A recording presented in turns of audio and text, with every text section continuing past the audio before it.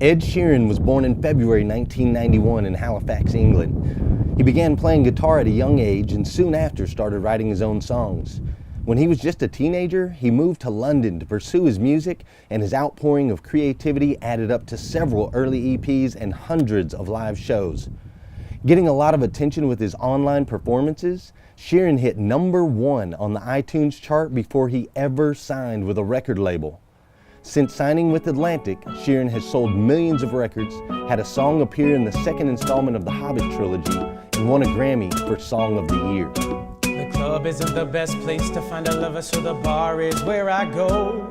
Me and my friends at the table doing shots, drinking fast, and then we talk slow. And you come over and start up a conversation with just me, and trust me, I'll give it a chance. And now I'll put my hands up and the man on the jukebox, and then we start to dance. I'm singing like, girl, you know I want your love. Your love was handmade for somebody like me. Come on now, follow my lead. I may be crazy, don't mind me. Say, boy, let's not talk too much. Grab on my waist and put that body on me. Come on now, follow my lead. Come on now, follow my lead. I'm in love with the shape of you. We push and pull like a magnet do. Although my heart is falling too, I'm in love with your body. Last night you were in my room, and now my bed sheets smell like you. Every day discovering something brand new. I'm in love with your body, yeah. I'm in love with your body, yeah, yeah. I'm in love with your body. I'm in love with your body, every day discovering something brand new. I'm in love with the shape of one weekend. We let the story begin. We're going out on our first date. You and me, you're thrifty, so go all you can eat. Fill up your bag and I fill up the plate. We talk for hours and hours about the sweet and the sour and how your family is doing okay. We leave and get in the taxi, then kiss in the backseat till the driver make the radio play. And I'm singing like, girl, you know I want your love. Your love was handmade for somebody like me. Come on now, follow my lead.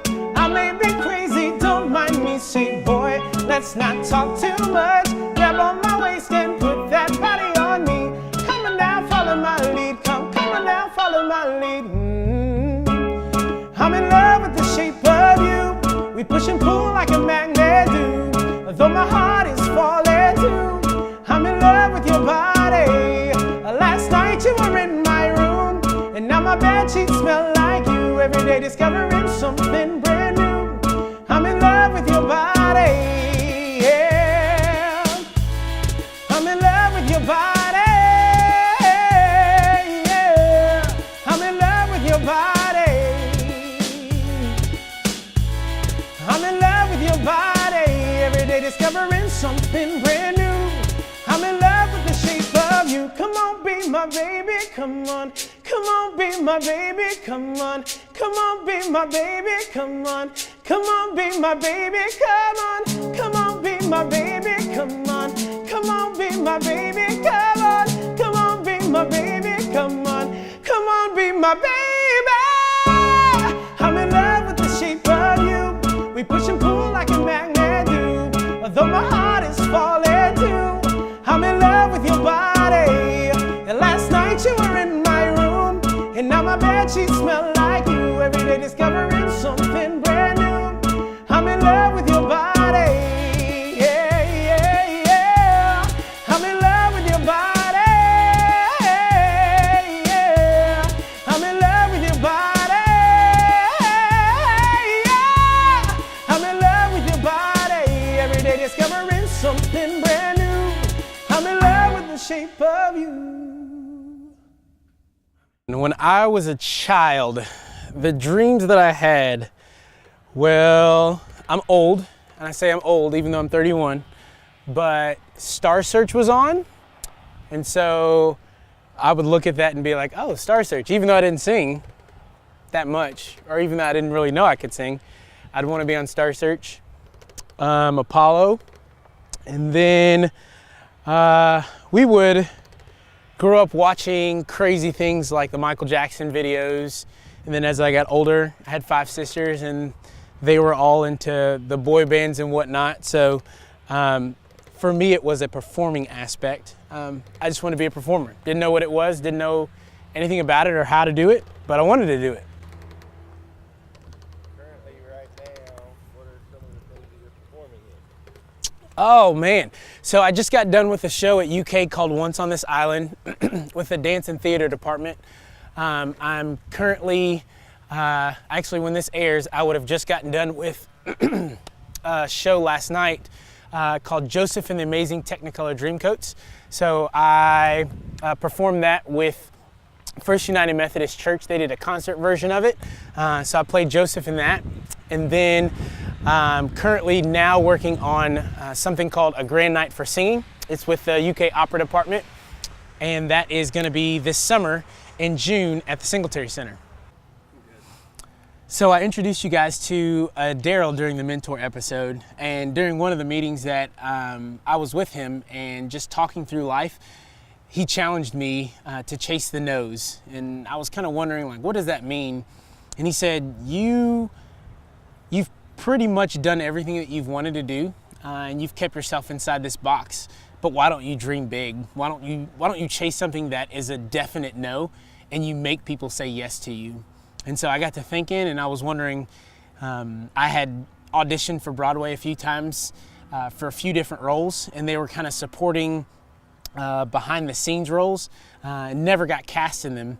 But then for some reason, it was crazy because people started reaching out to me for lead roles. They wanted me to play Jesus in Jesus Christ Superstar. They wanted me to play Joseph in Joseph and the Amazing Technicolor Dreamcoat. They wanted me to play a god in a musical that is for UK. So for me, it was seeking after these smaller roles, but yet people coming for me for these larger roles. And so then that's when I kind of processed through of what does that look like to chase the no? What would it be like to go to Broadway and audition on Broadway for a major role in a major musical that's hot right now on Broadway?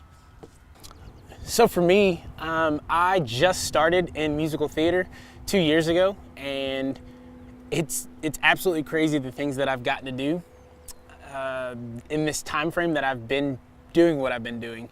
And so for me, going to audition and just wanting to pursue this dream and pursue what I'm doing, you get a lot of no's. And the sad part about it is a lot of times people stop doing what they feel called to do or what they want to do because of the rejection. Greatly enough, I have a beautiful supporting wife who is all about it. When we were in Las Vegas for a conference called Ulapalooza, we talked about balancing your life in 7 areas, and they call it the 7 F's of Ula. And for me, one of those things was balancing my life and career and work and just having fun. And when I decided to pursue the dream of being on Broadway, she was massively supportive. Well, we got home from Vegas and we found out we were pregnant. And so I just said, hey, guess what? I think that dream's gonna have to be put to the back burner because we're bringing a child into the world. Well, long story short, a couple weeks after that, we went and watched a musical, and she just saw just how engaged I was and how much I loved it. And she was like, babe, guess what? It is a dream of yours. We will make it work.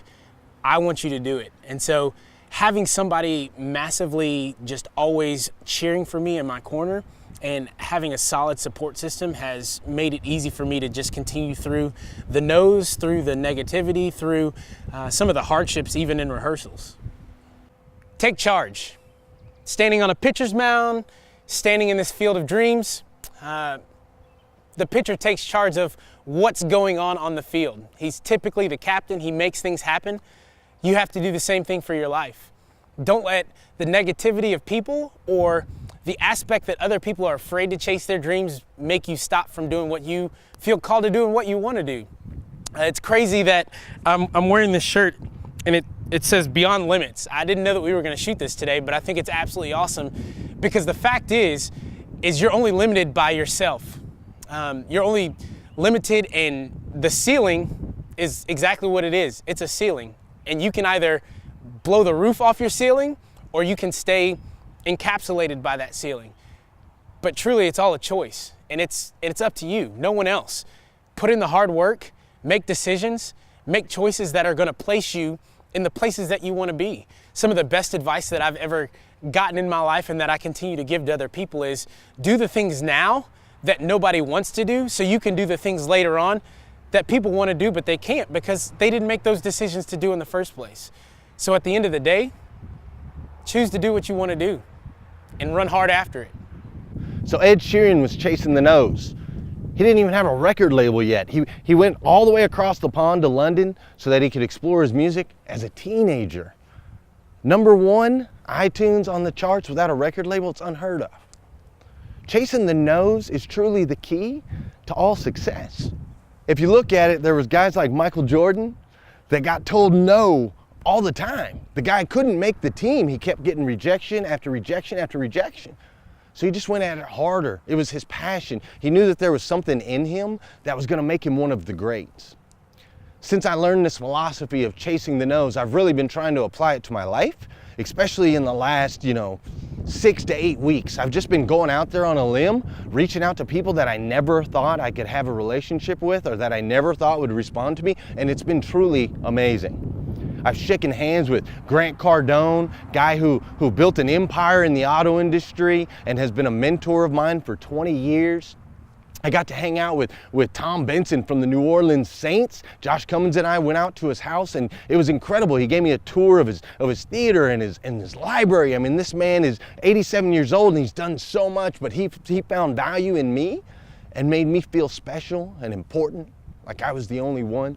I decided to reach out to a guy named Roddy Chong. Roddy Chong is this big violinist for Celine Dion. He's a guy that chased the nose, really. He was just a kid with no degree, and he had his violin, and he wanted to play with Celine Dion. He wanted to play with Shania Twain, and he was able to fulfill that dream. And now him and I've got his cell phone number in my cell. It's in my pocket.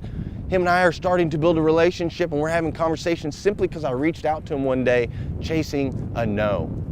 When I first moved to Paris, Kentucky, and I came to Dan Cummins, I asked him for a management position. I wanted to be the GM of the store.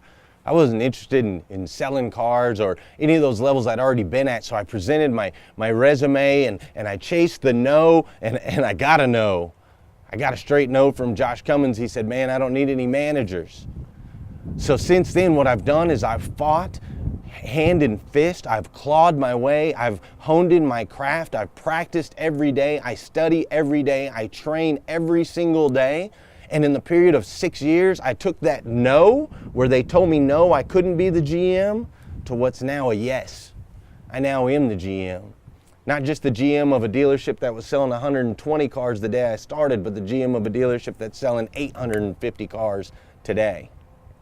When I first met my wife, she told me no, but I pursued. I wasn't gonna accept no for an answer. Now here we are, 5 kids later. We've got this beautiful, blessed life, a circle of friends and family. We just had to push through the no. At work, they've told me no. Customers tell me no. I honestly think the no's are the fuel, but it's the yeses that I recall and that I remember and that push me and encourage me, because they are so far and few between. So when I got a yes from my wife, and when I got a yes from the dealership, when I got a yes from guys like Roddy Chong and Hank Norman and these guys that are allowing me to reach out to them, Danelle Delgado, just all the different yeses. When I talked to Aaron Jones long ago and asked him if I could move out here to Kentucky with him, and he said yes, like those are the powerful moments in my life. All the no's that were in between, they don't matter. They were there, they helped me push. They're stepping stones, no doubt. You gotta chase them, you gotta go after them, but when you get the no, it's gotta roll off. It's gotta roll off, because on the other side is the yeses. Those are the ones that really launch you, that project you to that next level. So just know that when you're getting a no, you're on your way to a yes. So when we talk about no's, we're talking about crazy things. We're talking about things that you couldn't even imagine about. Don't settle for asking your boss or going for the no of, hey, can I get a 50-cent raise or a $1 raise? Go for the no of, hey, can I have a massive promotion?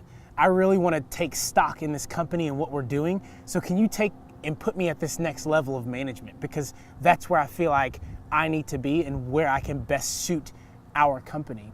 When we talk about prayer life with people, especially with God, people think about God and placing him in this little small box. The creator of the universe, we can ask him anything in this world, but yet we sometimes settle for, God, we just pray that we have just a good day.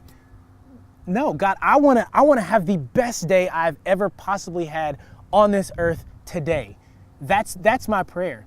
I want to live in such a way that I'm so massively effective that people see you in me and they experience you on a day-to-day basis, on an hour-to-hour basis. When I step into a room, I change the atmosphere because your Holy Spirit is working in me and through me, that people see you. Those are the big things that we're talking about. Chase the ginormous thing that no one even thinks about.